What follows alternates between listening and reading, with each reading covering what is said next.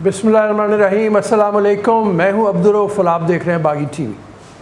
पाकिस्तानी अवाम पर सितम ज़रीफ़ी देखें कि हज़ारों अफराद लुक़्मा अज्ल बन चुके और करोड़ों मुतासर हैं, मगर हमारे नाम नहाज़ रहनुमा अपनी ज़ाती लालच और इक़्तिदार के नशे में यूँ मस्त हैं जैसे अशरफुल मखलूक़ात से मुतल्लिक़ बात सिर्फ़ पाकिस्तान के हुक्मरानों से मुताल्लिक़ थी, जबकि बाकी अवाम तो जानवरों से भी गई गुजरी ज़िंदगी गुजारने के काबिल है। इसका एहसास किसी सूरत काबिल कबूल नहीं है।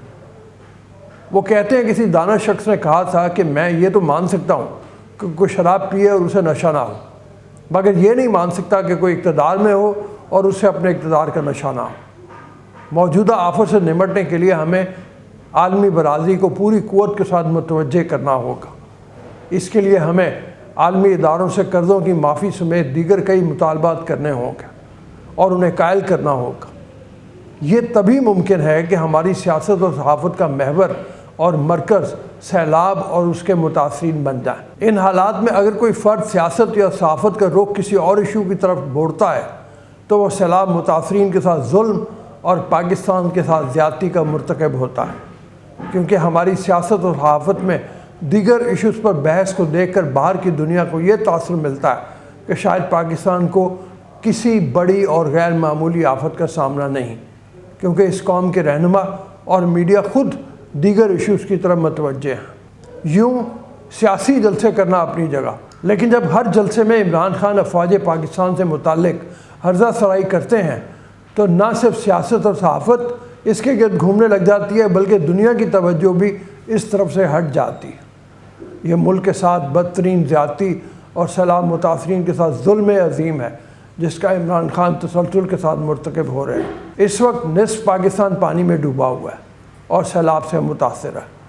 दहशत गर्दी के ख़िलाफ़ जंग के अलावा पाकिस्तानी फ़ौज रेस्क्यू के कामों में भी मसरूफ़ है। इस आफत के आगाज़ में सदर्न कमांड के कमांडर जनरल सरफराज समेत कई दीगर अफसरान के साथ सैलाब ज़दगान के लिए इमदादी सरगर्मियाँ अंजाम देते हुए जहाँ में शहादत नोश कर गया, लेकिन उनकी शहादत से लेकर आज के दिन तक पाकिस्तान के इस काबिल इज़्ज़त इदारे पर बेमानी दाग लगाने पर एक शख्स जो खुद साख्ता लीडर बना हुआ है वो कोई मौका हाथ से जाने नहीं दे रहा। इमरान खान मुसलसल मुल्क की जड़ों को खोखला करने में पेश है, मगर साथ ही वो ये भी चाहता है कि उसकी हर बद तहजीबी को तहजीब समझा जाए, मगर ना समझा ही ना जाए।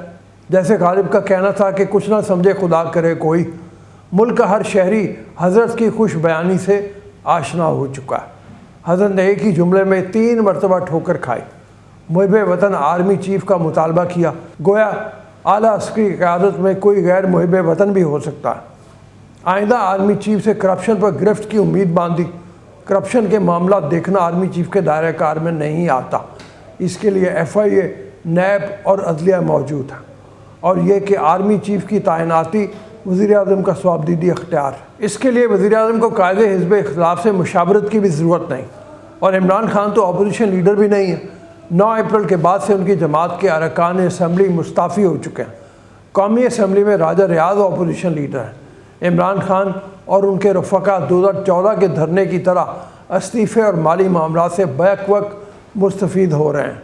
आर्मी चीफ़ की तैनाती पर अख्तियार ऐसा कलीदी कजिया है कि इसके लिए जनरल ज़िया ने 1985 और जनरल मुशर्रफ ने 2003 में बिल तरतीब 8वें और 17वीं आइनी तरमीम के ज़रिए आइन का हुलिया बिगाड़ा। 2010 में 18वीं आइनी तरमीम ने यह अख्तियार वज़ीर-ए-आज़म को वापस लौटा दिया। अक्टूबर 2016 में डॉन लीक्स का कज़िया तो आपको याद ही होगा, वो वज़ीर-ए-आज़म के इसी अख्तियार का शाखसाना था। सादा लफ्ज़ों में इमरान खान का मुतालबा ये है कि इनका तख्त सबा बरकंदाज़ों के कंधे पर रख कर ऐवान इक़्तिदार में वापस लाया जाए, जहाँ वो मुतलक़-उल-अनान इक़्तिदार के मज़े लूट सकें। आर्मी चीफ़ के लिए हस्ब रवायत चंद नाम मौजूदा आर्मी चीफ़ भेजेंगे और वज़ीर-ए-आज़म इनमें से किसी एक का इंतखाब करेंगे। यूँ इमरान खान ने मौजूदा नहीं बल्कि आने वाले आर्मी चीफ़ को भी अभी से मुतनाज़ा बनाना शुरू कर दिया। हालांकि तकर्रुर कोई भी करे, लेकिन तकर्रुरी के बाद वो पाक फ़ौज का चीफ़ होगा। आइनी और रसूली तौर पर तो आर्मी चीफ़ का सियासत से कोई ताल्लुक़ नहीं होना चाहिए, लेकिन अगर इमरानी कुलिये को सही मान लिया जाए तो भी इनकी गुफ्तगू खराफात के सिवा कुछ भी नहीं। मसलन जनरल ज़िया का तकर्रुर भुट्टो ने किया, اور پھر ان کے دور میں ہی ان کو پھانسی ملی۔ جنرل مشرف کا تقرر نواز شریف نے کیا تھا اور اسی جنرل مشرف نے انہیں اقتدار سے باہر نکال کر مارشلہ لگا دیا۔ جنرل آصف نواز، جنرل حمید کاکڑ، جنرل جہانگیر کرامت، جنرل پرویز مشرف، جنرل اشرف کیانی، جنرل راحیل شریف اور جنرل قمر جاوید باجوہ سب وہ آرمی چیفز ہیں جن کا تقرر مسلم لیگ نون یا پیپلز پارٹی کے وزیر اعظم نے کیا۔ تو عمرانی کلیے کے مطابق کیا یہ جرنیل غیر محب وطن یا کرپشن کی سرپرستی کرنے والے تھے؟ حالانکہ آرمی چیف صرف اپنے فوج کا چیف ہوا کرتا ہے۔ ایک طرف اقتدار کی کرسی کے لیے مست بیل کے مانند کرسی کا لالچی شخص افواج پاکستان سے متعلقہ متنازع گفتگو کر رہا ہے، اور وہیں ان کے حواریوں میں سے چند نے مزید اس مشن کو آگے بڑھانے کا کام شروع کر دیا ہے۔ حسب روایت پاکستانی سیاست میں متنازع اور بدتمیز سیاستدانوں میں شامل فواد چودھری نے ISPR کے رد عمل پر بھی سوال اٹھا دیا ہے۔ فواد چودھری کا کہنا ہے کہ ISPR نے اوور ری ایکٹ کیا ہے۔ عمران خان نے جرنیلوں کا نام نہیں لیا۔ کیا موجودہ حکومت میں اہم تعیناتی کی اہلیت ہے؟ انہوں نے الزام لگایا کہ شہباز شریف نواز شریف سے اگلے آرمی چیف کی اپروول لینے جا رہے ہیں۔ سابق گورنر سندھ عمران اسماعیل نے کہا کہ عمران خان کے کہے کا مطلب نہ نکالیں۔ انہوں نے کہا کہ جو کوئی اس طرح کا مطلب نکالنا چاہیں وہ چاہتے ہیں کہ ایسا آرمی چیف تعینات ہو جو اس عہدے کے لیے سب سے زیادہ حقدار ہو۔ دوسری جانب ایک بڑی تعداد تحریک انصاف میں موجود ہے جو عمران خان کے بیانات پر تشویش کا اظہار کر رہی ہے۔ پاکستانی تحریک انصاف کے چیئرمین عمران خان کے وکیل حامد خان کا کہنا ہے کہ عمران خان کے بیانی پر پارٹی کے اندر بھی تشویش ہے۔ ایک بیان میں حامد خان نے کہا کہ اس وقت ملک سیاسی اور معاشی تناؤ سے گزر رہا ہے، ایسے میں سیاسی قیادت کو بیانات دیتے ہوئے احتیاط سے کام لینا چاہیے۔ وزیر اعلیٰ پنجاب چودھری پرویز الہی کا کہنا ہے کہ فوج کے خلاف بات کرنے والے قوم اور دین کے دشمن ہیں۔ جامعہ اشرفیہ میں ختم نبوت صلی اللہ علیہ وسلم استحکام پاکستان کانفرنس سے بات کرتے ہوئے پرویز الہی کا کہنا تھا کہ اسلام کی خدمت، جمہوریت اور ملکی دفاع کے لحاظ سے army chief general Qamar Javed Bajwa کا کردار قابل تحسین ہے۔ ان کا کہنا تھا کہ ملک کو انتشار و فساد، خانہ جنگی اور ہر قسم کے حالات سے پاک فوج اور علماء کرام نے بچا رکھا ہے۔ ایک طرف عمران خان نے فوج کے خلاف محاذ کھول دیا ہے اور دوسری جانب وہ اب عدلیہ کے خلاف محاذ کھولنا چاہ رہے ہیں اور معافی اور افسوس جیسے الفاظ تک آ گئے ہیں۔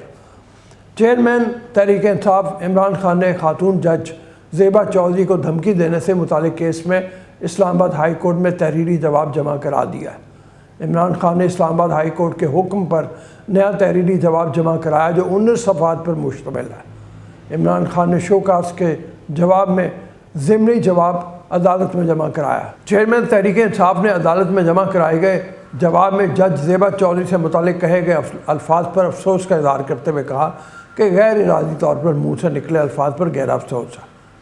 عمران خان کا اپنے جواب میں کہنا تھا کہ یہ حوصلہ افزا بات ہے کہ مجھے اپنا موقع پیش کرنے کا موقع دیا گیا۔ میں نے ہمیشہ اداروں کی عزت پر مبنی رائے کا اظہار کیا ہے۔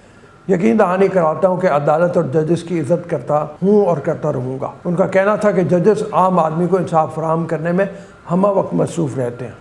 میرا مقصد خاتون میجسٹریٹ کی دل آزاری نہیں تھا۔ ہائی کورٹ اور اس کی ماتحت عدالتوں کے لیے بہت احترام ہے۔ خاتون جج کے احساسات کو ٹھیس پہنچانا مقصد نہیں تھا۔ پبلک ریلی میں نادانستگی میں ادا کیے گئے الفاظ پر افسوس ہے۔ خاتون جج کو دھمکانے کا ارادہ نہیں تھا، بلکہ ایسا کرنے کا تو میں سوچ بھی نہیں سکتا۔ یاد رہے کہ اسلام آباد ہائی کورٹ نے خاتون جج زیبا چودھری کو دھمکی دینے سے متعلق کیس میں عمران خان کے وکیل حامد خان کی جانب سے جمع کرائے گئے جواب پر تشویش کا اظہار کرتے ہوئے انہیں جواب جمع کرانے کے لیے ایک اور موقع فراہم کیا تھا۔ یہ موقع انہیں فراہم کر دیا گیا۔ جواب میں انہوں نے پھر صرف افسوس کا اظہار کیا ہے، معافی نہیں مانگی۔ اب یہ دیکھنا ہوگا کہ عدالت ان کی اس معافی کے بدلے افسوس کو قبول کرتی ہے یا نہیں۔ اگر انہوں نے قبول کیا تو لوگوں کو یہ کہنے کا موقع ملے گا کہ عمران خان ایک لاڈلا ہے اور اس کے ساتھ لاڈلوں جیسا سلوک ہو رہا۔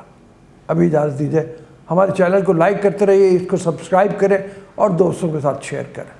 اللہ حافظ۔